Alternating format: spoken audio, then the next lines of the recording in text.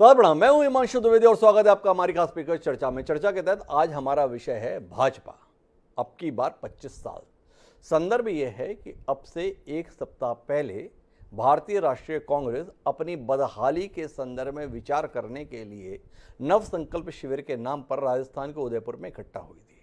देश भर से तकरीबन 430 भाजपा के कांग्रेस के वरिष्ठ नेताओं को वहां बुलाया गया था और उन्होंने परस्पर बैठकर तय करना चाहा कि हम आगे कैसे बढ़ें, क्या कुछ ऐसा करें जिसके चलते कांग्रेस अपनी खोई हुई स्थिति को प्राप्त कर पाए। कांग्रेस की बातचीत के केंद्र में 2024 का चुनाव था, उसके लिए रोड मैप तैयार करने की बात थी। काफ़ी कुछ वहाँ विचार विमर्श हुआ। अब उसके पीछे भारतीय जनता पार्टी ने भी राजस्थान की राजधानी अर्थात जयपुर में अपने पदाधिकारियों की बैठक का आयोजन किया। 3 दिन ये बैठक चलने वाली है, जिसमें अलग अलग स्तर पर बातचीत होने वाली है। आज का दिन महत्वपूर्ण इसलिए है कि इस भाजपा के तमाम पदाधिकारियों की बैठक को देश के प्रधानमंत्री और भारतीय जनता पार्टी के शीर्षस्थ नेता नरेंद्र मोदी के द्वारा संबोधित किया गया। कांग्रेस जहां 2024 की बात कर रही थी, वहीं नरेंद्र मोदी अगले 25 साल के लिए अपने कार्यकर्ताओं से संवाद किए। उन्होंने देश के अमृतकाल के संदर्भ में बात करते हुए आने वाले समय को लेकर लगातार सक्रिय रहने का आह्वान अपने कार्यकर्ताओं से किया। भारतीय शास्त्रों में चरैवेति चरैवेति की बात कही गई है। कमोबेश उसी बात को आगे बढ़ाते हुए नरेंद्र मोदी ने बताना चाहा कि पिछले 8 साल का जो समय है वो इस देश के संदर्भ में क्रांतिकारी बदलाव का समय रहा है, लेकिन हमें उन उपलब्धियों पर ही रुक जाना नहीं है। अभी भी करने के लिए बहुत कुछ बाकी है और इसलिए हमको अपनी वर्तमान उपलब्धियों पर, जिसके अंतर्गत 18 राज्यों में भाजपा की या भाजपा की मदद से सरकार है, भले ही हमारे विधानसभाओं में तकरीबन 1300-1400 विधायक हैं, देश के संदर्भ में बात करें तो तकरीबन 400 के करीब सांसद हैं, इतनी उपलब्धि पर मुग्ध नहीं हो जाना है। हमें अभी भी प्रयत्नशील बने रहना है। वह दूसरी पार्टियों पर भी बढ़ते और साथ ही साथ अपने आने वाले समय की चुनौतियों का जिक्र करना नहीं भूले। तो आज हमारी ये जो पूरी बातचीत है वो प्रधानमंत्री मोदी के द्वारा अपने पदाधिकारियों के माध्यम से कार्यकर्ताओं को भेजे गए संदेश के संदर्भ में केंद्रित रहने वाली है। क्या कुछ नरेंद्र मोदी जी ने कहा है और उसके मायने आने वाले समय में भारतीय राजनीति में किस रूप में परिलक्षित होंगे, किस रूप में बदलाव को दिखाएंगे, किस रूप में देश आने वाले समय में स्वरूप लेगा, इस संदर्भ में हम बात करेंगे। तमाम विपक्षी दलों से जुड़े हुए नेता भी इस चर्चा के केंद्र में, पत्रकार भी हैं और भाजपा के प्रतिनिधि भी हैं। उनसे आपका परिचय कराएं और इस मसले पर कुछ गंभीर विमर्श करने की कोशिश करें। उससे पहले समय है आज के विचार सूत्र का। हमारा आज का विचार सूत्र अपने समय के महानायक विंस्टन चर्चिल का दिया हुआ है। उन्होंने कहा था, I have nothing to offer but blood, toil, tears and sweat. अर्थात मेरे पास देने के लिए रक्त, कठोर परिश्रम, आंसुओं और पसीने के अतिरिक्त कुछ नहीं है। विंस्टन चर्चिल के द्वारा जो उस समय कहा गया था, क्या नरेंद्र मोदी की भाषा भी कमोबेश उसी प्रकार की नहीं रहती है? जब वह अपनी पार्टी के पदाधिकारियों या कार्यकर्ताओं के साथ संवाद करते हैं, वह वर्तमान उपलब्धियों पर मुग्ध होने के संदर्भ में नहीं, बल्कि वर्तमान चुनौतियों का आने वाले समय में मुकाबला करने के लिए ही बात करते हैं। तो इसी को ध्यान में रखते हुए हम अपनी चर्चा को आगे बढ़ाते हैं, जिसका हिस्सा बनने के लिए हमारे साथ में देश के वरिष्ठ राजनीतिज्ञों में शुमार वामपंथी विचारक डॉक्टर बादल सरोज जी हैं। हमारे साथ कांग्रेस पार्टी की ओर से उनके संजीदा प्रवक्ता डॉक्टर अजय उपाध्याय जी भी मौजूद हैं। भारतीय जनता पार्टी का पक्ष रखने के लिए मजदूरों की हिमायत में अपना जीवन खपा देने वाले वरिष्ठ विधायकों में शुमार रहे शंकरलाल तिवारी जी भी खास तौर पर जुड़े हैं और इन सब के बीच में तटस्थ राय देने के लिए वरिष्ठ पत्रकार राजकुमार सिंह जी भी हमारे साथ जुड़ चुके हैं। आप चारों का स्वागत है। नियम तो कहता है कि मुझे बातचीत की शुरुआत शंकरलाल तिवारी जी से करनी चाहिए, इसलिए करनी चाहिए कि उनकी पार्टी के मूर्धन्य नेता के द्वारा कही गई बातों पर हम विचार कर रहे हैं, लेकिन शुरुआत हम बादल सरोज जी से करेंगे। लेकिन उस शुरुआत को हम तब करेंगे जब पहले प्रधानमंत्री जी ने क्या कुछ कहा है उसके कुछ हिस्सों को अपने दर्शकों से साझा कर ले और अपने पैनल से भी। तो एक बार सुनते हैं क्या कुछ कहा प्रधानमंत्री मोदी जी ने अपने पार्टी के पदाधिकारियों से। आज राष्ट्रीय पदाधिकारियों की इस बैठक में हम सभी को इस संकल्प के साथ आगे बढ़ना है कि हम जिस भी क्षेत्र में होंगे, जो भी हमारा कार्य क्षेत्र होगा, वहां कोई भी गरीब, कोई भी हकदार नागरिक योजनाओं के लाभ से वंचित नहीं रहेगा। इसके लिए भाजपा को नए जागरूकता अभियान शुरू करने चाहिए। चुनाव के समय जैसे हम हर बूथ तक जाते हैं, हर परिवार में पहुंचते हैं, उसी स्पिरिट से घर घर जाना है, एक एक नागरिक तक जाना है। हर घर भाजपा, हर गरीब का कल्याण, हमें इसी भावना के साथ लगातार काम करना होगा। खास करके जब राजस्थान में आप बैठे हैं तो शायद वहां भी कोई ये कहावत जरूर आपके कान पर पड़ेगी। राजस्थान में अक्सर एक कहावत कही जाती है, अम्बर को तारो हाथ से कोनी टूटे, यानी आसमान का तारा हाथ से नहीं टूटता है। साथियों, ये कहावत अपनी जगह पर सही है और इसलिए हमें ये भूलना नहीं है कि हमारा लक्ष्य आसमान जितना ऊंचा है, इतनी आसानी से नहीं मिलेगा, लेकिन मेहनत करेंगे तो उसे प्राप्त जरूर करेंगे। तो आसमान का तारा हाथ से नहीं टूटता है। हमारा लक्ष्य आसमान जितना ऊंचा है। प्रयास करेंगे, मेहनत करेंगे तो पालेंगे, अर्थात आसमान से तारा भी तोड़कर ला देंगे। बादल सरोज जी मेरे साथ हैं।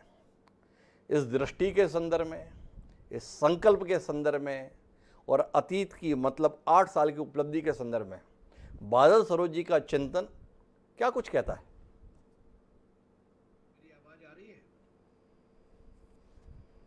मेरी आवाज आ रही है? जी बादल जी, आ रही है। मैं आपकी बात से बात शुरू करना चाहता हूं। आपने चरैवेति का उल्लेख किया। ऐतरेय ब्राह्मण में ये जो श्लोक है, उस श्लोक के आगे की पंक्ति है कि सोते हुए के मुंह में हिरण अपने आप नहीं आता है।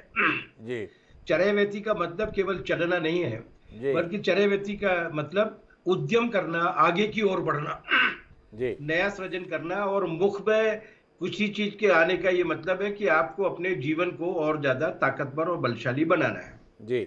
इसलिए ये 25 वर्ष की बात नहीं होनी चाहिए, 50 की भी हो, 100 की भी हो, कोई दिक्कत नहीं है। लेकिन सवाल ये है कि हम किस दिशा में जाना चाहते हैं। जी। अगर हम चिंतन करना चाहते हैं तो ये चिंतन का सर्वश्रेष्ठ समय है। जी। 2 कारणों से। जी। एक कारण तो ये है कि चिंतनीय परिस्थितियों पर किया जाता है और इस वक्त बहुत चिंताजनक परिस्थितियां हैं। जी। मुझे लगता है कि भारतीय जनता पार्टी को अपने पिछले 15 वर्षों में उन्होंने जो आर्थिक घोषणाएं की थी या जो नीतिगत घोषणाएं की थी, उनको थोड़ा सा रिविजिट करना चाहिए। जी। उनकी अपनी घोषणाओं को, कांग्रेस और वामपंथियों को छोड़िए, उनकी अपनी जो घोषणाएं थी, जी, मुझे लगता है कि जब वो उनको रिविजिट करेंगे, चाहे वो उद्योग के मामले में हो, चाहे वो श्रम के मामले में हो, चाहे वो रोजगार के मामले में हो, चाहे वो शिक्षा के मामले में हो, जी, तो अगर कोई विमर्श करते हैं, कोई चर्चा करते हैं, तो मुझे लगता है कि उसका कुछ नतीजा निकल कर आएगा। ये बात मैं इसलिए कह रहा हूं, आप ये भूल जाइए कि मैं किस पार्टी का हूं और मेरे मित्र लोग जो बैठे हुए हैं वो किस पार्टी के, ये बात भूलकर एक नागरिक के नाते मैं निवेदन करना चाहता हूं कि पड़ोस में श्रीलंका में जो हुआ है वो पूरे तीसरी दुनिया के और खास तौर से दक्षिण एशिया के देशों के लिए एक सबक की तरह से। वहां भी बिल्कुल अपार बहुमत के साथ जीत कर आए थे, वहां भी लगभग वही प्रक्रिया हुई थी, लेकिन जिस तरीके से उनकी पूरी की पूरी इकोनॉमी बैठ गई और उसके नतीजे में वहां तकरीबन अराजकता जैसी स्थिति पैदा हो गई। चिंतनीय प्रश्न ये होना चाहिए दोनों पार्टियों के लिए, सत्ता पार्टी के लिए खास तौर से, कि हमारी आर्थिक स्थिति, आर्थिक प्रणाली कहां तक पहुंची है।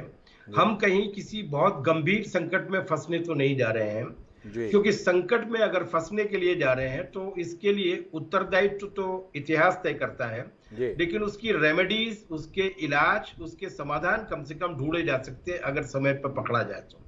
मुझे लगता है कि प्रधानमंत्री जी ने जो बात कही है कि हमें 25 वर्ष की योजना बनानी चाहिए, बिल्कुल बनाए। वो एक राजनीतिक पार्टी के नाते वो 50 वर्ष की योजना भी बनाए, कोई दिक्कत नहीं है। लेकिन फिलहाल 3-4 बड़े सवाल हैं, उन पर चर्चा करें। खुदाई बाद में होती रहेगी। अभी पूरी की पूरी हमारे हिंदुस्तान की जो प्रमुख समस्या हैं, उन समस्याओं पर उन्हें हेड ऑन कोलिजन करना चाहिए। बादल जी, मैं जरा बीच में रोकना चाहता हूं। आप जो बात कर रहे हैं और भाजपा के पदाधिकारियों की बैठक में या भाजपा का जो स्तर रहता है उसमें अंतर एक दो हाथ का नहीं बल्कि जमीन आसमान का है। आप चुनौतियों की बात कर रहे हैं, संकट की बात कर रहे हैं, कष्ट की बात कर रहे हैं, और भाजपा ये बता रही है कि इन 8 साल में देश तरक्की के किस मुकाम पर पहुंच गया है। चुनौतियां तो हमारी उपलब्धियों से घबरा कर कहीं अंधेरी खो में जाकर छिपक गई हैं। देश को ये बार बार बताया जा रहा है कि पूरा दुनिया मुग्ध है, अचंभित है कि हम किस सफलता के मुकाम पर पहुंच गए हैं। और ऐसे में आप बोल रहे हैं कि श्रीलंका की हालत देखिए। राहुल गांधी ने बोल दिया था श्रीलंका की जैसी हमारी हालत हो जाएगी। पूरी भाजपा पिल पड़ी है तो देश को बदनाम करने के लिए प्रयत्नशील रहते हैं। आप राहुल गांधी के साथ क्यों खड़े हो रहे हैं बादल जी?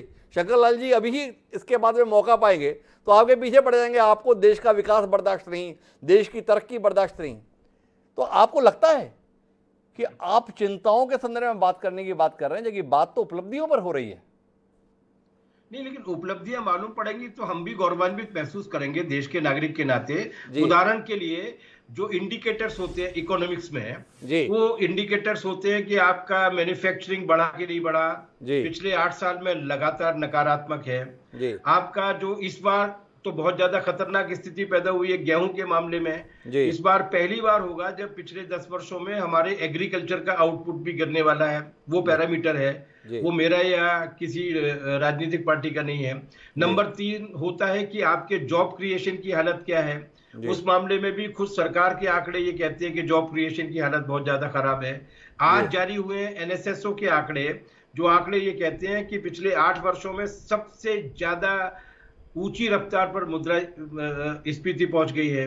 अब चौथी चीज ये बचती है कि हमारी जो इनका बीजेपी का खास तौर से ब्रांड था कि मजबूत सैनिक भारत होना चाहिए, पिछले 3 साल से भारत की सेना में भर्ती नहीं हुई है।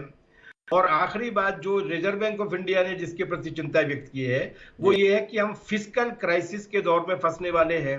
हमारे पास अब लगभग श्रीलंका जैसी हालत में पहुंच गए हैं कि हम बाहर का उधार चुका पाएंगे कि नहीं चुका पाएंगे, ये संकट पैदा हो गया है। और रुपए की कीमत जो मोदी जी को बहुत ज्यादा प्रिय थी, वो रुपए की कीमत भी इतिहास में सबसे नीचे आ गई है। तो हम तो बहुत ईमानदारी से बिना किसी आलोचनात्मक मुद्रा के वास्तव में ये जानना चाहेंगे कि उपलब्धियां हैं क्या। और अगर नहीं, महत्वपूर्ण सवाल है बादल जी का। भाई बाकी तो सब ठीक है, ये तो बताओ उपलब्धियां हैं क्या। अब इसका उत्तर लेने के लिए मैं डॉक्टर अजय उपाध्याय जी के पास तो जा नहीं सकता। उनसे तो मेरी ये अपेक्षा करना जायज़ नहीं है कि वो बताएं उपलब्धियां क्या हैं। पर शंकरलाल तिवारी जी के पास अगर मैं जाऊंगा तो शंकरलाल जी बुरा नहीं मानेंगे। उन्हें लगेगा कि मैंने नेक काम के संदर्भ में उन्हें याद किया है। तो शंकरलाल जी, बादल जी बड़ी उत्सुकता से, बड़ी विनम्रता से जानना चाहते हैं 25 साल में आप जो कुछ करेंगे वो तो ठीक है, इन 8 साल के संदर्भ में जो सेवा और सुशासन को समर्पित रहे हैं आपके, ऐसा बताया गया है। इन 8 साल में देश कहाँ से कहाँ पहुँच गया है ये समझ नहीं पा रहे उपलब्धियों के रूप में। विफलताओं के तौर पर तो हमें बादल जी सवाल की शक्ल में बता दे रहे हैं। तो इस शंका का समाधान करें, कुछ ज्ञानवर्धन हो शंकरलाल जी आपके माध्यम से। नहीं, अभी बादल जी का चिंतन सामने आया जी। बादल जी बड़े संघर्षशील, बड़े पुराने नेता है, मैं उनको सलाम करता हूँ जी। पर चश्मा अपना अपना है, निगाह अपनी अपनी जी, नजर अपनी अपनी है ना जी।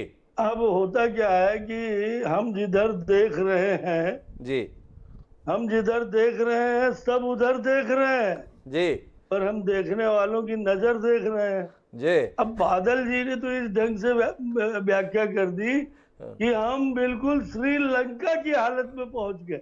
जी।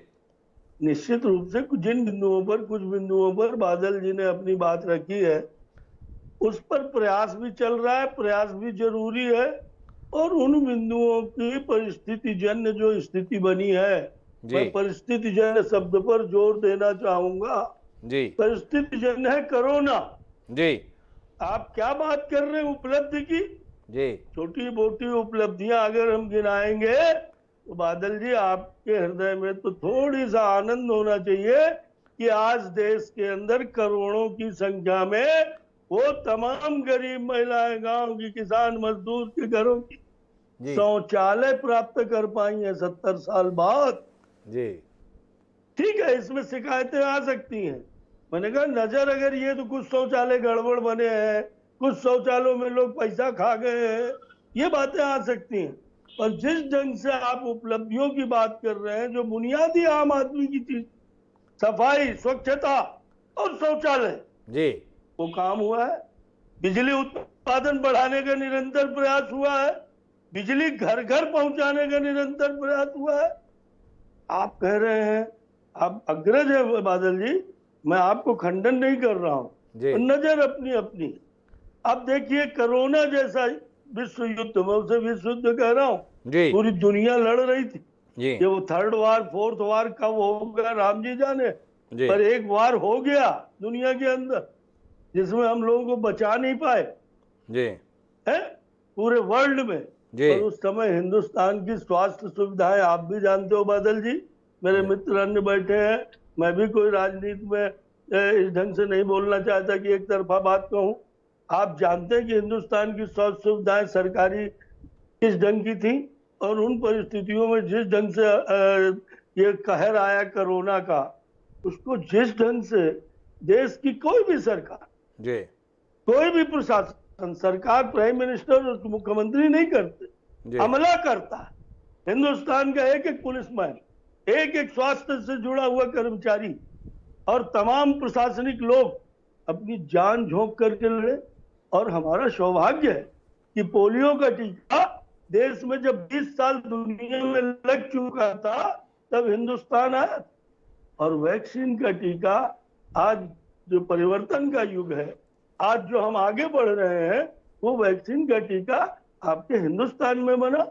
और हमने गरीब देशों को भी भेजा और हमने उसको बाहर भी भेजने का काम किया।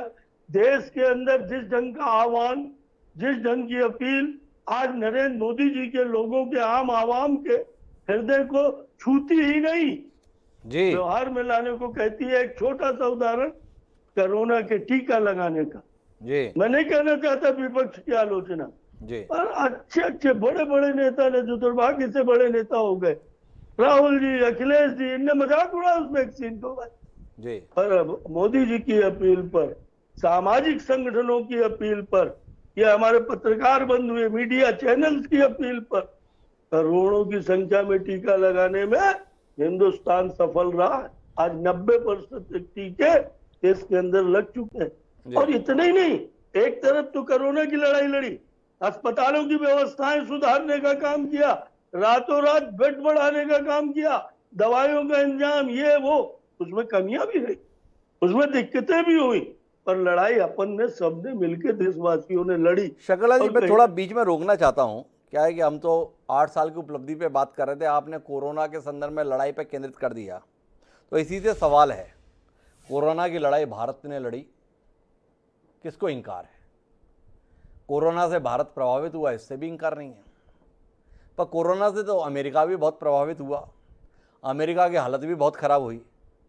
पर बादल जी जो रेखांकित कर रहे हैं, मोदी जी का वो बयान, जब वो मुख्यमंत्री तो बोलते थे जब रुपया गिरता है ना, तो रुपया नहीं गिरता है, देश का सम्मान गिरता है। ये बयान आजकल सोशल मीडिया पे बहुत तैर रहा है। तो चुनौती तो अमेरिका के साथ भी थी, चुनौती भारत के साथ भी थी। और आप तो बताते हैं कि भारत ने जितना बढ़िया मुकाबला किया उतना किसी ने नहीं किया। पर डॉलर के मुकाबले में रुपया गिर गया। तिवारी जी, मुकाबला आपने बढ़िया किया और गिर रुपया गया, थोड़ा इस पहेली को सुलझाएंगे? मैं बिल्कुल ठीक कह रहे हैं आप, मैं वहीं पर आ रहा था। बादल जी की चिंता थी सर्वहारा वर्ग की जी, बादल जी की चिंता थी मुद्रास्फीति की जी, बादल जी की चिंता थी रुपए के अवमूल्यन की, जिसे आपने भी कहा जी, उन्होंने अपने बड़े लुभावने शब्दों में कहा कि मोदी जी का जो प्रिय विषय था जी, रुपए की कीमत, जी, तो मुझे अच्छा लगा उनकी स्टाइल। तो जो उन्होंने कहा, ये सच भी है, ये भी एक सच है जी, कि कुछ गिरावट आई है मुद्रास्फीति में भी, महंगाई में भी और रुपए में।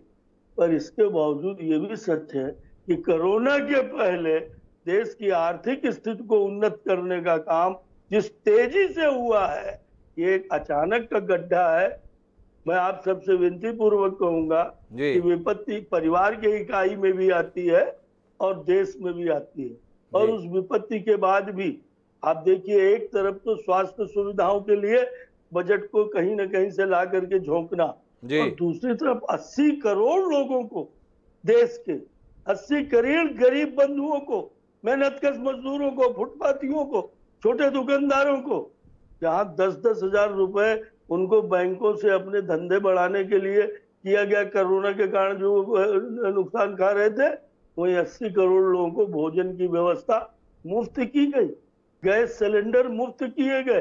बादल जी, बहुत खुश होने की जरूरत नहीं है, नाचने की जरूरत नहीं है, पर आज करोड़ों घर इंदिरा आवास बनते थे बादल जी, हम आप सब लड़ते थे, एक पंचायत में एक तो इंदिरा आवास आता था। आज करोड़ों की संख्या में देश के हर राज्य में गरीब को घर मिला, और इसलिए एक संभावना है, एक जीवन के। मेरे दो सवाल हैं आपके इन उपलब्धियों के बीच में। मुझे डॉक्टर अजय उपाध्याय के पास जाना है। शंकरलाल जी, इतना बढ़िया आपने काम किया है, ये कौन सा बढ़िया काम है? आप तो स्वयं अपना जीवन मजदूरों के कल्याण के लिए लगा दिए शंकरलाल जी। इतना सुशासन, इतनी सेवा, देश तरक्की के नए मुकाम पर पहुंच गया। दुनिया अचंभित है आपके नेतृत्व में जो देश ने तरक्की की है। ये कौन सी तरक्की है जिसमें 135 करोड़ की कुल आबादी और एक विपत्ति में 80 करोड़ लोग 2 जून की रोटी अपने सम्मान से कमाने के लायक नहीं रह जाते? इस उपलब्धि के संदर्भ में कोई दृष्टि, क्या वाकई आपको अधिकार है कि आप ये बताएं देश तरक्की कर गया है? ये मेरा सवाल है आपसे। ये तो हमें 70 साल की विरासत में मिला है भाई जी। ये 60 साल की विरासत थी, पर आज गेहूं का उत्पादन देश में बढ़ा है। आज दलहन तिलहन का उत्पादन देश में बढ़ा है। आज माने खाद्यान्न की उपलब्धि बढ़ी है। हम आज ये यूक्रेन संकट के बाद लाखों लाख टन गेहूं हमने विदेशों को निर्यात। मेरा उसी से जुड़ा हुआ दूसरा सवाल था माननीय शंकरलाल जी। आपने वादा किया था 2017 में 2022 तक किसानों की आय दुगनी कर देंगे। तमाम अर्थशास्त्री, तमाम कृषि जगत से जानकारी रखने वाले लोग ये बता रहे हैं आय तो दुगनी हुई नहीं, लेकिन कृषि की जो लागत है वो लगभग दुगनी के बराबर पहुंच गई आपके प्रयासों के चलते। और उसके बीच में जानना चाहता हूं, पहली बार मौका आया किसानों को अपनी उपज का ठीक ठाक दाम मिलने का। इस युद्ध के संकट ने किसानों के संदर्भ में अवसर का सृजन किया। गेहूं के दाम पहली बार मंडी के मुकाबले खुले बाजार में ज़्यादा मिल रहे थे, आपसे बर्दाश्त नहीं हुआ। उस पर भी आपने टंगड़ी मार दी और गेहूं के निर्यात पर पाबंदी लगा दी। किसानों के चेहरे पर आने वाली मुस्कान को आपने आने से पहले ही रोक दिया। ये आक्षेप है आपके संदर्भ में, क्या कहते हैं आप? किसानों की आय दुगनी आपसे हो नहीं रही थी, परिस्थिति को थोड़ा समृद्ध करने की स्थिति में लेकर आए, बर्दाश्त नहीं हुआ आपसे। आपने अपने पेट्रोल डीजल के दाम बढ़ा दिए, लेकिन किसान अगर गेहूं का दाम थोड़े ज़्यादा पा रहा था, असहनीय हो गया, कष्ट हो गया, परेशान हो गया। आप अगर ध्यान दें, जिस बात की आप कह रहे हैं कि निर्यात रोका गया अभी पिछले 2-3 दिन पहले जी, ये निर्यात प्रारंभ भी हम ही ने किया था। केंद्र की सरकार ने निर्यात के बनाए थे। गेहूं का उत्पादन देश के अंदर स्टॉक पड़ा था और इस नाते ये निर्यात की छूट भी हमने दी। अब ये कितना निर्यात करना है, कितना निर्यात नहीं करना है, कब तक बहाल रखना है और कब रोकना है कि देश की आवश्यकताओं की पूर्ति में भी और कल कोई दिक्कत ना आए और बाजार में जो दूसरा वर्ग है उसको भी बहुत महंगाई की मार न पड़े। हमने 1 रुपए किलो गेहूं गरीब को क्यों दिया? इसलिए कि वो महंगा गेहूं खरीद नहीं सकता। हम किसान से तो 20 रुपए में 1 किलो गेहूं खरीदते हैं और 1 रुपए किलो देते हैं। ये कौन सा अर्थशास्त्र है? पर ये इसलिए अर्थशास्त्र है 70 साल की विरासत में हमको 35-40% आबादी गरीब मिली है, और जिसको उस कोरोना के संकट में हमें हर हालत में प्रथम काम था उनका भरण पोषण। लोगों को महंगाई की मार ना पड़े इसलिए गेहूं के निर्यात पर पाबंदी लगा दी। गेहूं से महंगाई की मार पड़ रही है, पर ये तेल के दामों के चलते जो मार पड़ रही है उसके संदर्भ में शंकरलाल जी टिप्पणी करने के लिए तैयार नहीं है। लेकिन मैं डॉक्टर अजय उपाध्याय जी आपके पास आना चाहता हूँ।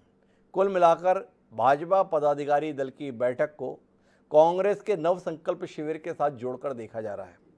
आपके माननीय नव संकल्प शिविर के आयोजक अशोक गहलोत जी ने कहा है कि भाजपा घबरा गई हमारे आयोजन से, इसलिए जयपुर में आकर बैठक कर रही है।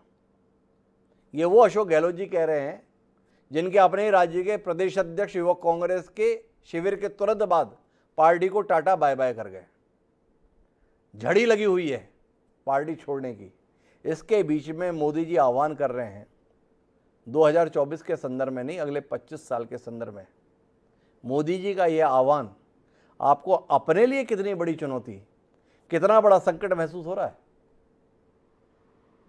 और डॉक्टर साहब, आज की जो चर्चा रही है प्रधानमंत्री जी की, जी मुझे लगता है कि अच्छा भाषण लिखा गया था और टेलीप्रॉम्प्टर में अच्छे ढंग से उसको स्थापित किया गया था। जी निश्चित तौर पे प्रधानमंत्री जी आजकल लगता है अपने ही भाषण को लगता है पहले नहीं पढ़ते हैं, जो लिख कर दे दिया जाता है उसको बोल लेते हैं। यदि वो पहले पढ़े होते तो जिस तरह से दोहरापन आ रहा है उनके भाषा में, कार्य में और कार्यशैली में, वो नहीं दिखता। जिस तरह उन्होंने कहा कि जो नफरत फैलाने वाले हैं अंततः उनको विकास के एजेंडे पे ही आना पड़ता है, एक सच्चाई यही उनके पूरे भाषण के दौरान मुझे दिखी कि ये बात कहीं ना कहीं भाजपा परिवार जो इनका संघ है और माननीय प्रधानमंत्री जी की जो भाषा है उसमें तारतम्यता स्थापित करती है कि भाषा वही है, नफरत फैलाना है लेकिन विकास की भाषा बोलनी है। जहां तक बात अभी हमारे साथियों ने की और आपने भी प्रश्न किया है, मैं एक एक करके उत्तर दूंगा क्योंकि सबको समय दिया है, मुझे पूरा विश्वास है जरूर आपके इस विचार गोष्ठी में सबको समय मिलता है। तिवारी जी एक वरिष्ठ भाजपाई नेता हैं, समाज सेवक हैं, उनके बातों में मैं पूरा भरोसा रखता हूं, लेकिन इस सच्चाई को वो जानते हैं। कोरोना काल में मां गंगे की गोद में कैसे लाशें तैरती रही और इस देश का हुक्मरान कैसे आंख बंद करके अपने गृह, अपने किलाओं में बैठा रहा, चाहे उत्तर प्रदेश का मुख्यमंत्री या देश का प्रधानमंत्री। कोरोना काल का जो जिक्र चूंकि उन्होंने किया है, किस तरह ऑक्सीजन के लिए लोग दर दर की ठोकरें खाते रहे, सांसें टूटती रही और देश का शासन किस तरह से उस समय अराजकता की स्थिति में था। हाँ, एक काम जरूर उस दौरान हुआ जो मैं बोलना चाहूंगा, 142 अरबपति मित्रों की संपत्ति उसी साल जब लोग त्रस्त थे, परेशान थे, 30 लाख करोड़ रुपया बढ़ा और इनके एक मित्र की तो स्थिति यह है कि वो अब भारत का विश्व का 7वां बड़ा आदमी बन गया आमदनी के मामले में, जबकि भारत के 84% लोगों की आमदनी कम हो गई, लगभग 12.5 करोड़ लोगों की नौकरी चली गई। आज नौकरी के लिए 45 करोड़ लोग दर दर की ठोकर खाते खाते नौकरी मांगना छोड़ दिए। ये मेरा डाटा नहीं है, इन्हीं के CMIE का डाटा है, सरकारी सर्वे जो रिपोर्ट आती है उसके डाटा है। बोलना मैं जरूर चाहूंगा साथ में कि कैसे इस दौरान 10 लाख करोड़ जो बैंकों का घोटाला हुआ था उसको बट्टे खाटे में डाल दिया गया ताकि उसकी वसूली ना हो। वो पैसा किसका था? हमारा और आपका था। 5.5 लाख करोड़ जो है रुपए इन बड़े बड़े पूंजीपति मित्रों की माफ कर दी गई। किसानों की, गरीब मजदूरों की कितनी माफ हुई है जरा देखिए। दूसरी बात, अभी बात हो रही है, प्रधानमंत्री जी ने भी बोला श्रमिकों के बारे में, गरीबों के बारे में, नौजवानों के बारे में, युवाओं का क्या हाल है। आपने भी देखा और आप भी बार बार रिपोर्ट करते हैं, रोजगार का क्या आलम है। 45 वर्षों में सर्वाधिक बेरोजगारी की दर है। 3-3, 4-4 साल से जो नौजवान तैयारी कर रहे हैं, चाहे सेना में या रेलवे में, उनको कोई अपॉइंटमेंट, सिर्फ परीक्षाएं जरूर हो जाती है, आज तक कोई अपॉइंटमेंट नहीं मिला। 72,000 जो नौकरी है रेलवे की वो खत्म कर दी गई। रोजगार का आलम यह है कि 1,22,000 सेना में भर्ती खाली है। नौजवान आत्महत्या कर रहा है तैयारियों के बाद, भर्ती के लिए कोई प्रावधान नहीं है। 62 लाख पद, सरकारी पद केंद्रीय सरकार में खाली हैं, यदि उसको भरा जाता तो लोगों को रोजी रोजगार मिलता। तीसरी बात, जिस तरह से महंगाई पर अभी व्यंग किया जा रहा है, जिस तरह से गरीबों पर एक तरह से मैं मानता हूं कि ये व्यंग है, महंगाई की जो कबड्डी है लोगों की, गरीबों की हड्डी को तोड़ दिया। आज जिस तरह 45% जो है दामों में वृद्धि हुई है घरेलू सामानों में, आम आदमी का जीना दुर्लभ है।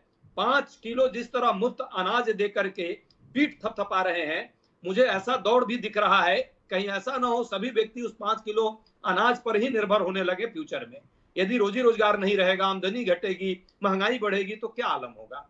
और ये सिर्फ और सिर्फ जिस तरह कोरोना में कुप्रबंधन इस सरकार का रहा, उसी तरह आर्थिक मोर्चे पर सरकार पूरी तरह कुप्रबंधन में का शिकार रही है। अजय पांडे जी, मेरा एक सवाल है आपसे। जिस तरीके के आंकड़े धारा प्रवाह रूप में आप इस कार्यक्रम में प्रस्तुत कर रहे हैं, इस सरकार के तथाकथित कुशासन के चलते क्या अव्यवस्था देश में फैल गई है, इसका बखान आप कर रहे हैं, तो इसके हिसाब से तो होना ये चाहिए कि शंकर लाल तिवारी जी जैसे तमाम लाखों कार्यकर्ता नेताओं को तो जनता घर से बाहर भी ना निकलने दे। पर हालत ये है कि जो इसके विरोध के संदर्भ में स्वर बता रहे हैं, उनकी शहर के बीच में कोई स्थिति नहीं रह गई है। कांग्रेस कहीं दिखती नहीं है। जहाँ चुनाव होते हैं वहाँ भाजपा की सफलताएं अपने आप में अचंभा पैदा करती हैं।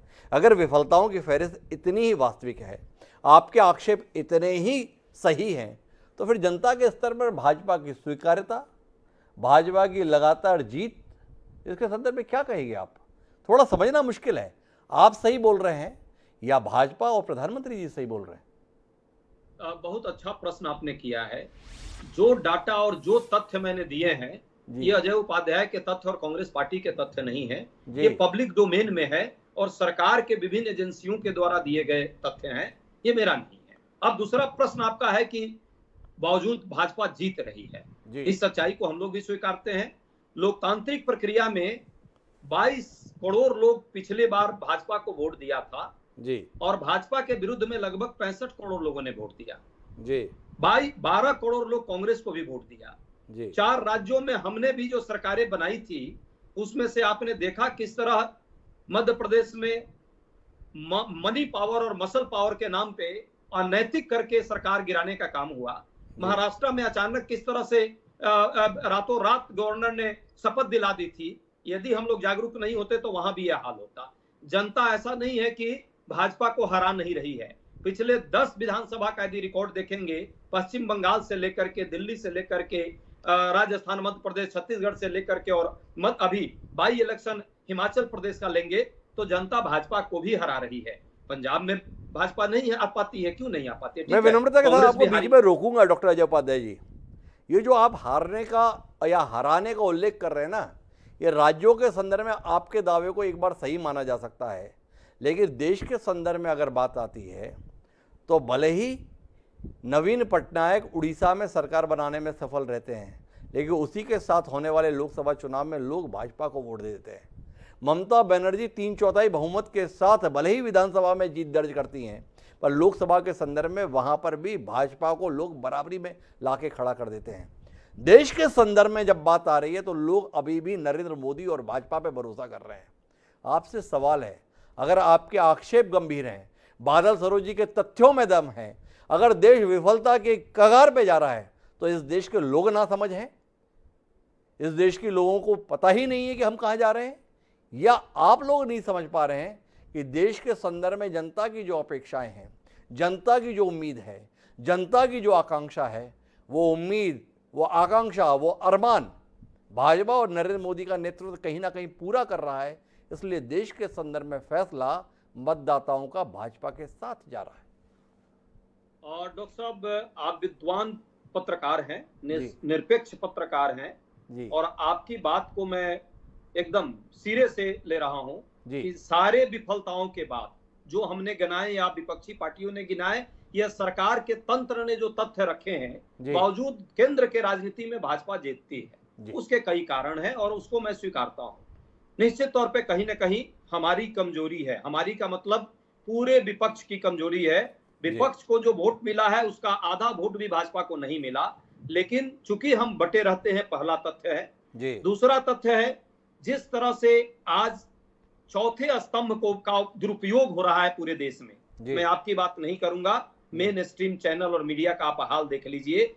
और मीडिया का जो हाल है, ये मैं इसलिए कहूंगा कि जिस तरह उस पर सेंसरशिप लगी, 150-80 देशों में आज 150वें रैंक पर फ्रीडम स्केल में मीडिया भी नीचे आ गई। लोकतांत्रिक सूचकांक में यदि भारत की बात करेंगे तो लोकतांत्रिक सूचकांक में भारत एक तरह से चुनावी लोकतंत्र के बदले चुनावी तानाशाही में जा चुका है। 180 देशों में भारत 97वें पौधान पर आ गया है। मेरा रिपोर्ट नहीं है, डेम का रिपोर्ट है। इसी तरह उदारवादी लोकतंत्र के जो पैमाने दिए जाए तो 23% की कमी आई है। और यदि हम कहें तो स्वतंत्र से आंशिक स्वतंत्रता की तरफ हम बढ़ गए हैं, 67वें नंबर पर आ गए।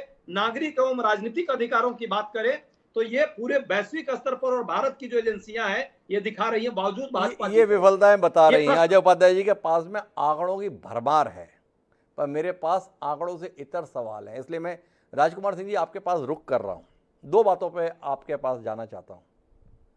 अजय उपाध्याय जी ने आंकड़ों के साथ में ये कह दिया कि कुछ हमारी कमजोरी है, बाकी जीत रहे हैं।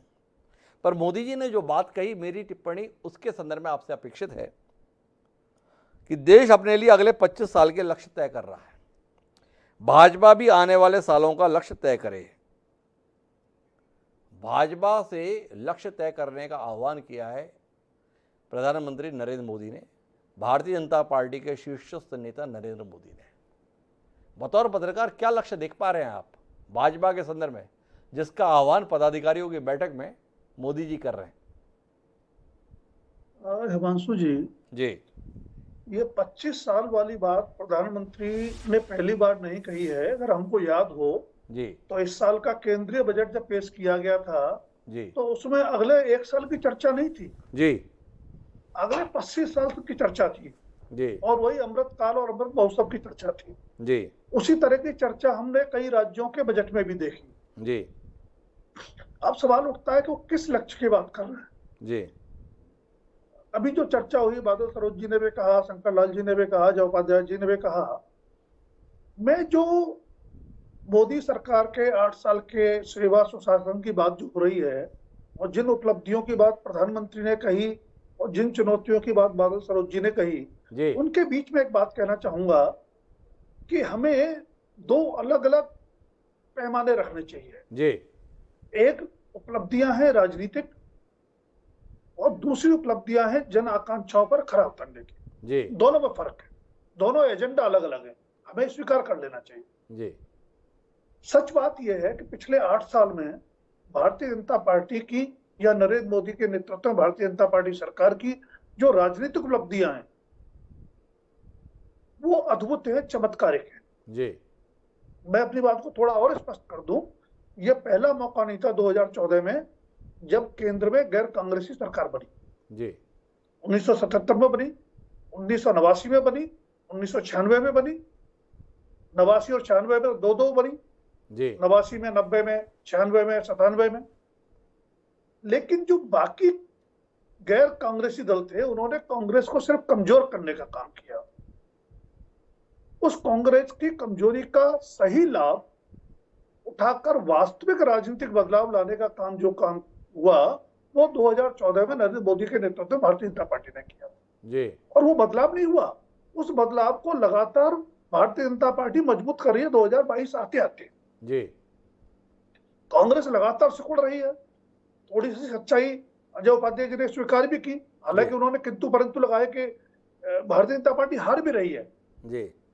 ये बात सही है, लेकिन कांग्रेस नहीं हरा पा रही है, उसको ज्यादातर क्षेत्रीय दल हरा रहे हैं जी। और विडंबना यह है कि जो क्षेत्रीय दल भारतीय जनता पार्टी को हरा पा रहे हैं उन क्षेत्रीय दलों को लेकर के कांग्रेस का रवैया नकारात्मक है। वो उनको देश के हित में नहीं मानती जी। वो कहती भाजपा से नहीं लड़ रहे, हम लड़ रहे हैं। खैर, अब मैं आता हूं राजनीतिक उपलब्धियों पर। जी। 18 राज्यों में सरकार, 1300 विधायक, 400 सांसद और नोटबंदी, जीएसटी जैसे सवालिया निशानों से जुड़े फैसलों के बावजूद 2019 में सीटें बढ़ जाना, किसान आंदोलन 1 साल चला, उसके बावजूद उत्तर प्रदेश में सत्ता में वापसी और अच्छे बहुमत के साथ वापसी। कहीं ना कहीं मान के चलिए कि राजनीतिक प्रबंधन का जहां तक सवाल है, भारतीय जनता पार्टी अपने विरोधियों से बहुत आगे है और उसकी वजह 3-4 बड़े फैसले, जरूरी नहीं कि मैं और आप उनसे सहमत हों, धारा 370 की समाप्ति, सीएए, 3 तलाक, तो ये ऐसी चीज है जिनसे भारतीय जनता पार्टी की जो साख थी कि जिन मुद्दों को लेकर पहले जनसंघ चला फिर भाजपा चली और जब मौका मिला उन्होंने उन पर अमल किया। बहस हो सकती है। अब सवाल आता है जन आकांक्षाओं पर कसौटी का। जी। नरेंद्र मोदी जी के नेतृत्व में भारतीय जनता पार्टी ने नारा दिया था या कहिए वायदा किया था 2014 में कि अच्छे दिन आएंगे। जी। सहयोग कहिए, प्रयास कहिए, शुरू के 1-2-3 साल ऐसा लगा कि कुछ अच्छे दिन आ रहे हैं, लेकिन 2017 के बाद से जिस तरह से अर्थव्यवस्था लड़खड़ा रही है और कोरोना काल में जिस तरह पूरी तरह ध्वस्त हो गई है, उसके बाद यह सवाल जरूर उठ रहा है कि राजनीतिक उपलब्धियों के मुकाबले जनता की अपेक्षा की कसौटियों पर खरा करने में सरकार सफल नहीं रही है। 3-4 बातें आपने भी कही। असल इंदिरा गांधी जी के समय में नारा लगता था रोटी कपड़ा मकान। आज हम उसको थोड़ा सा संक्षिप्त कर ले, रोजी और रोटी। पिछले 2 साल में रोजी रोटी का संकट लगातार गहराया है। महंगाई बेलगाम हो गई है। आम आदमी की क्रय शक्ति से जीवन उपयोगी चीजें भी बाहर है। 2 वक्त की भोजन जुटा पाना एक लोअर मिडिल क्लास आदमी के लिए भी मुश्किल हो गया है, गरीब की तो बात छूट है। बेरोजगारी, सरकार का दावा था कि हर साल 2 करोड़ नौकरियां देंगे। अब खुद सरकारी या अर्ध सरकारी या गैर सरकारी एजेंसियों का जो आंकड़ा है वो बताता है कि करीब करीब 11 करोड़ लोग नए बेरोजगार पैदा हो गए कोरोना काल में। यानी बेरोजगारी के मोर्चे पर आप नहीं सफल रहे, महंगाई के मोर्चे पर आप सफल नहीं रहे। उसके बावजूद ऐसे 1-2 मुद्दे और भी गिराए जा सकते हैं। अगर जैसा आपने कहा कि इन तमाम सवालों के बावजूद भारतीय जनता पार्टी जीत रही है, वजह क्या? मैं 2 वजह देखता हूं। एक वजह, कांग्रेस पिछले 10 साल जब उसकी शासन रहा मनमोहन सिंह जी के कार्यकाल में, उसमें भी दूसरा कार्यकाल खासतौर पर इतनी ज्यादा अपनी साख खो चुकी है, अपनी नीतियों के चलते, अपने घोटालों के चलते, अपने विवादों के चलते, कि लोग उस पर भरोसा करने को तैयार नहीं। जनाधार इस कदर सिकुड़ गया है कि बमुश्किल आधा दर्जन राज्य ऐसे हैं जहां कांग्रेस सत्ता में है या सत्ता की दावेदारी कर सकती है। बाकी राज्यों में या तो वो क्षेत्रीय दलों के कंधे पर बैठकर राजनीति कर रही है या चौथे, पांचवें, छठे नंबर पर चली गई। इसलिए आम मतदाता को, आम नागरिक को लगता है कि देश के संदर्भ में अगर किसी एक दल पर, किसी एक नेता पर भरोसा किया जाता है तो नरेंद्र मोदी है, भारतीय जनता पार्टी है। नरेंद्र मोदी और भारतीय जनता पार्टी एक पे ही भरोसा किया जाता है। इसको मैं थोड़ा और विस्तार देना चाहता हूँ, बादल सरोज जी के पास जाना चाहता हूँ, लेकिन उससे पहले एक सवाल शंकरलाल तिवारी जी से है। शंकरलाल जी, पहले जब बात करते थे ना आपकी पार्टी के लोग या नरेंद्र मोदी जी, तो अगले 5 साल में या अगले 10 साल तक ही बात करते थे। किसानों की आय 5 साल में दुगना कर देंगे। अब आप 5-10 साल की बात नहीं कर रहे हैं, अब आप बात 25 साल की कर रहे हैं। हमारे यहाँ कहावत है, व्यक्ति अनुभव से सीखता है। सीख गए आप लोग। आपको लगा अगर 5 साल, 2 साल, 7 साल की बात करते हैं तो वो समय लोगों के सामने आ जाता है। लोग पूछने लगते हैं आपने ये कहा था 2022 में दुगनी होनी थी, अब सवाल कर रहे हैं, आप इस पर जाना भी नहीं चाहते हैं। तो अब सीधे 25 साल में हैं जो ये सवाल को, इस दावे को सुन रहे हैं। 25 साल बाद उनमें से कितने रह जाएंगे ये संकट नहीं रहेगा। तो आपने रास्ता निकाल लिया है जवाबों से बचने का। इसी रूप में देखें आपकी 25 साल की बात को, या कुछ और रूप में देखें? ये सामान्य जिज्ञासा है मेरी। नहीं, आपकी जिज्ञासा उचित है और आपकी जिज्ञासा मैं स्पष्ट कर दूं। आप भी जानते हैं कि कुछ सवाल ऐसे होते हैं जिनको 3 साल में भी पूरा करना है, कुछ सवाल ऐसे होते हैं जिनको 5 साल, कुछ ऐसे होते हैं 10 साल, और कुछ ऐसे भी राजनीति की दूरदृष्टि होती है कि आदमी 25 साल का भी, अभी बादल साहब ने कहा तो 25 साल का नहीं, राजनीतिक पार्टी के नाते 50 साल का भारत कैसा होगा और 50 वर्ष की बीजेपी कैसे रहेगी, ये सोचना कोई अलग अलग विषय है और अलग अलग विषयों की सामयिकता अलग होती। इस नाते आपने देखा कि अन्य विषयों पे प्रधानमंत्री जी ने कहा 5 साल, 10 साल, और जहां अभी पिछले 1-2 साल से आपने कभी 5 साल, 2 साल या 3 साल की बात नहीं की है। अब आप बात जो कर रहे हैं ना वो 25 और 50 साल की बात कर रहे हैं कि सवाल हम सुने और उनके जवाब के संदर्भ में बात करनी होगी तो अगली पीढ़ी बात करे। मैं बहरहाल वापस बादल सरोज जी के पास आता हूँ। बादल सरोज जी, हमारा विषय आपकी बार 25 साल, बात 25 साल के संदर्भ में हो रही है। इस नज़रिए के साथ भाजपा है, भाजपा के तमाम नेता अलग अलग मंचों से ये बात भी कहते हैं हम हमेशा तो नहीं रहेंगे, लेकिन अभी 25-40 साल तक तो हम ही रहेंगे। क्या आपको नहीं लगता है कि देश का मुख्य विपक्षी दल इसमें पूरी तरीके से मददगार बना हुआ है? भारतीय राष्ट्रीय कांग्रेस के संदर्भ में माननीय अजय उपाध्याय जी यहाँ बैठे हैं। राहुल गांधी जी से उनकी उम्मीद है, नव संकल्प शिविर से निकल कर आए, उम्मीद थी कुछ नया करेंगे। पता चला हर तीसरे दिन एक नया साथी में तब्दील हो रहा है प्रतिद्वंदियों के लिए, और जिनसे उम्मीद है वह फिर एक विदेश यात्रा पर निकल गए। इधर नरेंद्र मोदी न स्वयं के संदर्भ बल्कि हर कार्यकर्ता के संदर्भ में चाहते हैं वह पूरे समय राजनीति में सक्रिय रहे, सुबह से रात तक केवल राजनीति करे, केवल पार्टी का काम करे। तो ऐसे संकल्प दिलाने के संदर्भ में, ऐसी अपेक्षा के साथ कार्यकर्ताओं को लगाए रखने वाले राजनीतिक दल का मुकाबला वाकई कर पाएंगे विपक्षी? देखिए, ये बहुत गंभीर सवाल है। मैं आपके यहाँ 2-3 बार पहले भी बोल चुका हूं कि जिस देश में विपक्ष ताकतवर और सक्रिय नहीं होता, उस देश का लोकतंत्र बहुत खतरे में पड़ जाता है। जनता की उम्मीदें सत्ता पक्ष से हमेशा कम रहती हैं, विपक्ष से अधिक रहती हैं कि ये बोलेंगे, लड़ेंगे, चिल्लाएंगे तो हमारी बात वहां तक पहुंचेगी। लेकिन अफसोस की बात है कि वैसा नहीं हो पा रहा है।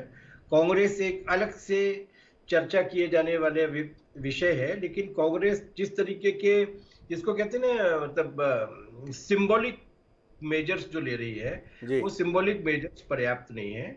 बहुत गंभीर अंतर मंथन करना होगा उन्हें। मेरी समझ में एक बात नहीं आती जी। मैं बहुत, मतलब मेरे परिवार की 2 पीढ़ियां स्वाधीनता संग्राम में रही, मेरी समझ में ये नहीं आती कि आप गांधी को पूछते पूछते उनके ठीक विपरीत विचारधारा वाली पार्टी में रातों रात किस तरीके से शामिल हो सकते हैं। इसका मतलब कहीं ना कहीं परवरिश में भी खोट है, कहीं ना कहीं जो आइडियोलॉजिकल मूरिंग्स होनी चाहिए उसमें भी कुछ काम है जो किया जाना बाकी है। मैं बहुत आश्चर्यचकित रहता हूं कि फलाने नेता कल ये बोल रहे थे और आज अचानक वो उधर की ओर में शामिल हो गए। तो कांग्रेस को काफी गंभीर आत्मावलोकन करने की आवश्यकता है। वो एक बड़ी विपक्षी पार्टी है, उसको वो भूमिका अगर हासिल करनी है तो उसको झटकार के कुछ फैसले लेने पड़ेंगे। मैं एक निवेदन करना चाहता था, आदरणीय शंकर लाल जी मजदूर वर्ग के लिए संघर्षरत रहे हैं, हमारे भी बहुत प्रिय है वो। मैं ये जानना चाहता था कि जो बड़े सवाल हैं अपन उनसे मुंह छुपा लेंगे, एक आध डिबेट में हमारे कुछ पॉइंट स्कोर हो सकते हैं, लेकिन कहीं किसी मुकाम पर नहीं पहुंच पाएंगे। और बड़े सवाल इंडिकेटर्स के रूप में होते हैं। सरकारें या कोई राजनीतिक पार्टियां जब कोई विमर्श करती हैं तो संकेतकों के रूप में करती हैं। डॉक्टर भी जब आपको देखता है तो हीमोग्लोबिन का चार्ट देखता है, ईसीजी की रिपोर्ट देखता है, कैल्शियम का लेवल देखता है, पल्स रेट कितनी है वो देखता है। अगर हम उन पे बात नहीं करेंगे और केवल ये कुछ ऐसी ही चीजों को गिनाते रहेंगे तो मुझे लगता नहीं है कि हम किसी उस पर पहुंच पाएंगे। आपके चैनल की खास बात यह है कि यहाँ पर सारी राजनीतिक पार्टियों से, मतलब बीजेपी से भी चिल्लाने वाले लोग नहीं आते हैं, गंभीरता के साथ बात करने वाले लोग आते हैं। तो मेरा ये निवेदन है कि अपन, हो सकता है कि हम गलत हों, तो हमें थोड़ा सा सही करने की कोशिश करें, तो बताएं तो सही कि क्या हुआ। और एक और बात मैं आपसे कहना चाहता था, हालांकि आपने मुझसे पूछी नहीं है वो बात जी, कि ये किस तरीके से जीत रहे हैं चुनाव जी। मुझे लगता है 2 चीजें उसमें देखनी चाहिए। पहली चीज तो ये देखनी चाहिए कि पिछले 8-10 वर्षों में इस देश में न केवल खेल के नियम बदल दिए गए हैं, बल्कि खेल का मैदान पूरी तरीके से बदल दिया गया है। जिस तरीके का पैसा, जिस तरीके का मीडिया कैंपेन और जिस तरीके के मुद्दे जी भारत देश में पिछले 150 वर्षों में कभी नहीं रहे। विभाजन के वक्त भी हिंदू मुस्लिम का प्रश्न उतना गंभीर नहीं रहा जितना ज्यादा विभाजनकारी और ध्रुवीकृत होकर आज हमारे सामने आया है। दलित और सवर्ण का मामला भी वैसे ही। तो मुझे लगता है कि विंस्टन चर्चिल को रिविजिट करना चाहिए, जिनसे आज आपने शुरुआत की थी। विंस्टन चर्चिल ने कहा था कि diplomacy is the art of telling people to go to hell in such a way that they ask for directions. मतलब डिप्लोमेसी का, राजनीति का आर्ट ये है कि आप लोगों से कहें कि जहन्नुम में जाओ, और इस कलाकारी के साथ कहें कि लोग आपसे रास्ता पूछने लगे कि जहन्नुम कैसे जा सकते हैं। तो लगभग उसी तरीके का मेस्मरिज्म, हिप्नोटिज्म क्रिएट किया गया है पूरे देश भर में। और इसको अगर वो अपनी राजनीतिक उपलब्धि मानते हैं तो आई एम सॉरी टू से कि मैलिग्नेंसी की ग्रोथ कभी भी उपलब्धि नहीं होती, वो हमेशा चिंता का विषय होती है। तो ये जो लोगों में जहन्नुम में जाने की एक हुई है भावना, ये अगर उपलब्धि है तो इस मामले में बीजेपी ने बहुत जमकर काम किया है। और ध्रुवीकृत कर दिया है कि लोग भूखे हैं, लोग रोजगार में मर रहे हैं, लेकिन इसके बाद भी उन्हीं को वोट दे रहे हैं और बहुत मुमकिन है कि आगे आने वाले चुनाव में भी उन्हीं को दें। लेकिन ये आप एक बैटल जीत सकते हो, लेकिन देश वार को हार जाएगा। बादल सरोज जी की चिंताएं हैं, हो सकता है राजनीतिक दल जीत हासिल कर ले पर देश हार जाएगा। शंकर लाल जी मेरे साथ में हैं, उनके संदर्भ में दिक्कत ये रहती है बात करते समय कि समझ नहीं पाता हूँ, मजदूर नेता के तौर पर बात करूँ या भाजपा नेता के तौर पर बात करूँ, और उनके साथ में भी यही दिक्कत रहती है, बोलते समय वो मजदूर नेता के तौर पर बोले या भाजपा के नेता के तौर पर बोले। लेकिन बादल सरोज जी आपके पुराने साथी ये कह रहे हैं कि आपने अपनी उपलब्धि ये मान ली है कि आपने लोगों को कहा है कि जहन्नुम में जाओ, और लोग आपसे पूछ रहे हैं सर कैसे जाएं बताएं। क्या कहते हैं शंकर लाल जी, इससे बड़ा कटाक्ष और क्या कर सकते थे बादल जी अपनी मर्यादा में रह के? मैं कह रहा हूँ कि कटाक्ष के तो वो सानी है जी, उनके जैसे कटाक्ष का तो कोई मैंने जोड़ा नहीं हो सकता जी, इसमें इसमें कहा उनके कटाक्ष में मैं कुछ कह रहा हूँ। जी, मैं तो ये कह रहा हूँ कि न जहन्नुम देखी है अपन ने जी, और न जन्नत। जी, सवाल तो ये है कि आपने एक सवाल कहा कि देश का सम्मान और देश हारेगा। जी, ये बताइए, आप थोड़ी देर पहले आप 25 साल की बात कह रहे थे, जी, हमने 40-50 साल पहले कहा था कि यह कश्मीर हमारा है। जी, अगर हम 50 साल पहले कल्पना नहीं करते और जनसंघ के समय हमारी विचारधारा ये नहीं होती तो आज धारा 370 पर हम हाथ लगाने की सोच भी नहीं। तो धारा 370 हटा के क्या तीर मार लिया शंकर लाल जी? ये सवाल आजकल लोगों के जहन में है। कश्मीरी पंडित बेदखल हुए थे, जो बचे खुचे रह गए थे उनको चुन चुन के मारा जा रहा है। पिछले 15 दिन से अखबार रंगे हुए हैं जो बता रहे हैं कि कश्मीरी पंडित नौकरी पर नहीं जा रहे हैं, इसलिए नहीं जा रहे हैं कि आपके धारा 370 हटाए जाने के बाद भी उनकी जान सुरक्षित नहीं है। शंकर लाल तिवारी जी, तो कागजों में धारा 370 की समाप्ति घाटी से आतंक की समाप्ति का प्रमाणीकरण नहीं हो गई। इस विफलता के संदर्भ में कुछ कहेंगे? 3 साल हो गए हटाए हुए, क्या 30 साल इंतजार करें वहां से आतंक की समाप्ति के लिए? शंकर लाल जी, तो 70 साल आपने इंतजार किया है तो 30 साल न करिए, 2-3 साल तो कर सकते हैं। 3 साल हो गए ना, इसलिए तो सवाल कर रहा हूं। आपके कहे अनुसार चला, वही आपने संशोधन कर लिया ना। अब आप 3 साल के लिए बात नहीं करते, अब बात आप 25 साल 30 साल के लिए करते हैं। तो घाटी के संदर्भ में शांति की अपेक्षा कितने साल बाद करें? शंकर लाल जी आपसे सवाल कर लेता हूं, कब करूं? क्या अब नहीं मरेगा कोई कश्मीरी पंडित, चुनकर नहीं मारा जाएगा? कि पाकिस्तान की रावलपिंडी और ये अभी परम पूज्य मोहन भागवत जी ने कहा है कि हमारा आज भी दूरदृष्टि है कि हम अखंड भारत बनाएंगे जी। अब लोगों को लगा कि एक ऐसी बात हो गई। अब उस समय भी लोगों को लगा धारा 370 से तुरंत पाकिस्तान में आतंकवादियां घट जाएंगी और होंगी ही नहीं, ऐसा हमने नहीं कहा। पर वहां आतंकवादी गतिविधियां घटी है, वहां पत्थर मारने के जिस ढंग के समाचार आते थे आपने ही दिखाए हैं, आपने ही लिखा है, वो सारी नौटंकी वहां कम हुई है। माफ कीजिएगा शंकर लाल जी, अभी तो हमने केवल कश्मीरी पंडितों की हत्या ही दिखाई है और अभी उसी को लेकर हमारा सवाल है, क्योंकि कश्मीरी पंडितों को बसाने की उम्मीद आपके साथ थी।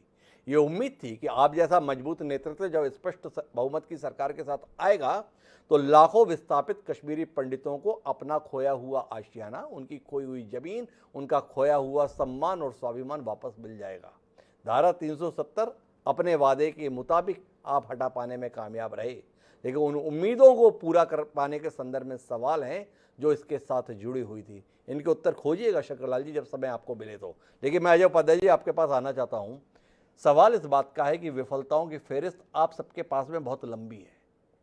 जहाँ मौका मिलता है आप धारा प्रभाव पड़ने की स्थिति में होते हैं कि देखिए ये सरकार किस कदर निकम्मी है, ये सरकार हर मोर्चे पर कितनी विफल है, ये सरकार हर स्तर पर किस तरीके से खारिज हो रही है। लेकिन इसके बावजूद भी देखने में ये आता है, जब आप सरकार में थे भाजपा आह्वान करती थी, सड़कें भर जाती थी, जनता सड़क पर आ जाती थी, आपके विरोध में स्वर से आसमान गूंज उठता था।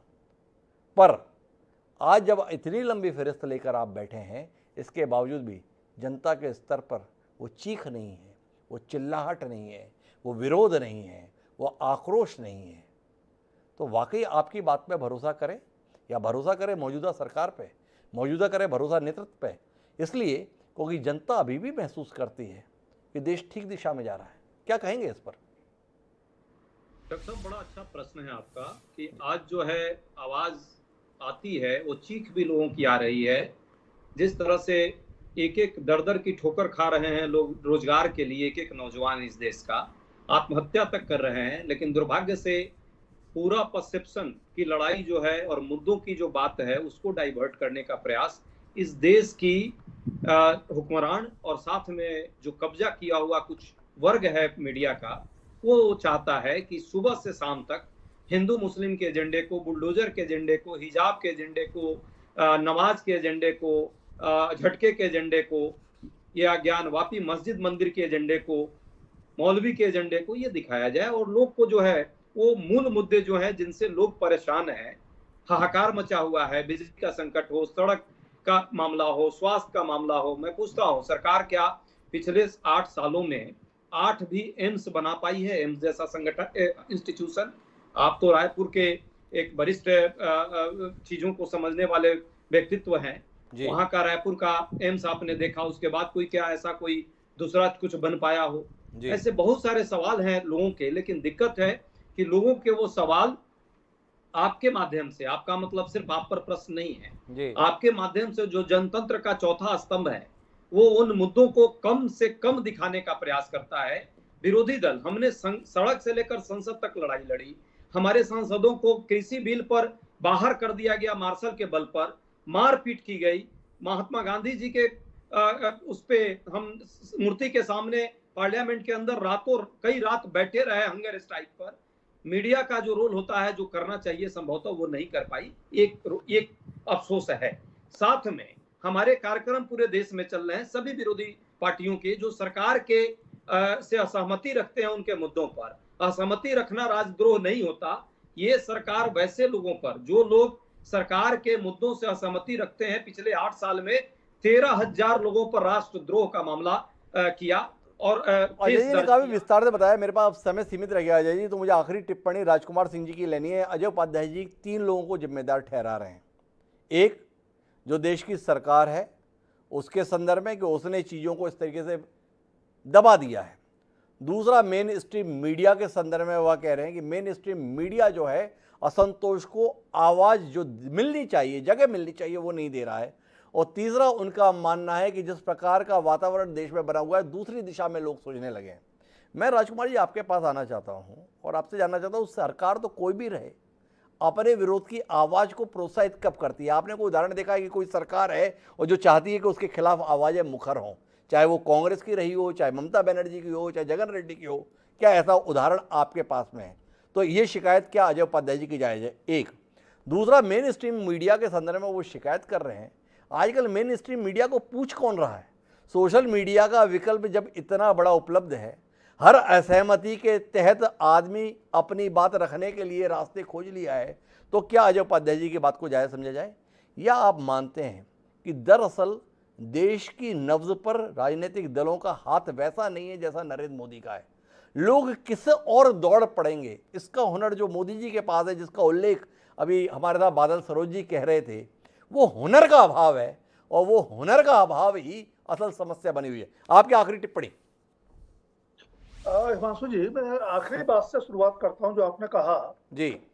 सच बात यह है कि देश की राजनीतिक नब्ज पर भाजपा और मोदी जी की पकड़ इस समय शायद सबसे सटीक है जी। उसकी वजह यह हो सकती है उनके पास एक विशाल, सक्रिय और निरंतर सक्रिय राजनीतिक तंत्र है जी। दूसरी बात जो मैं सारे संकट की जड़ में देख रहा हूं, चाहे हम आप हो, मीडिया हो, विपक्ष हो, हम लोग सवाल बहुत करते हैं, जवाब खोजने की कोशिश कम करते हैं या बिल्कुल नहीं करते जी।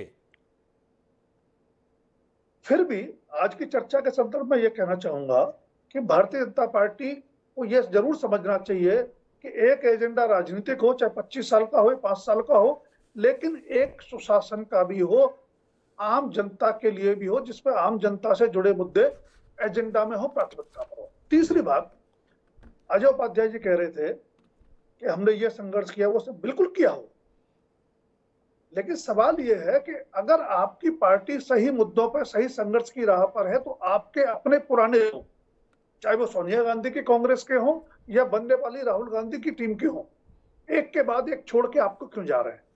पहले चिंतन शिविर से आगे बढ़ के आत्मचिंतन करें कि आपके अपने लोग आप पे भरोसा करने को क्यों तैयार नहीं। बड़े महत्वपूर्ण टिप्पणी है राजकुमार सिंह जी की।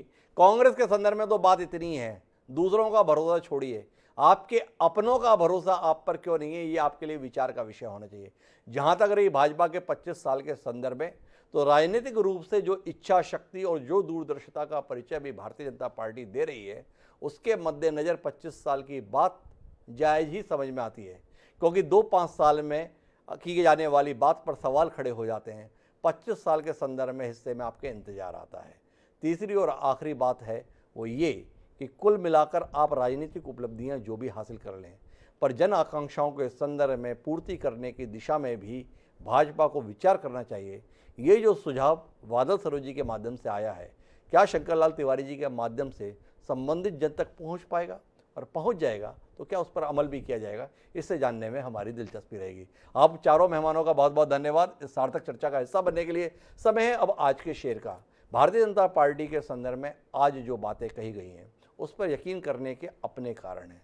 जिस तरीके से अपनी बातों को, अपने सपनों को साकार करने के लिए पिछले कुछ समय से संकल्पबद्धता भाजपा दिखाती है, उसके संदर्भ में, उसके आगे के लक्ष्य के संदर्भ में आप संदेह कैसे कर सकते हैं।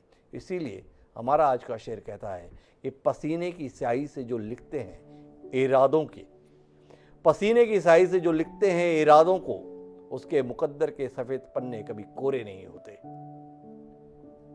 तो कुल मिलाकर एक संकल्प आज फिर दिलाने की कोशिश नरेंद्र मोदी ने की है। क्या वो संकल्प साकार होगा, जानने के लिए 25 साल इंतजार कीजिए और मुझको अब इजाजत दीजिए। कल फिर मिलेंगे नए विषय के साथ, तब तक के लिए सदा प्रणाम।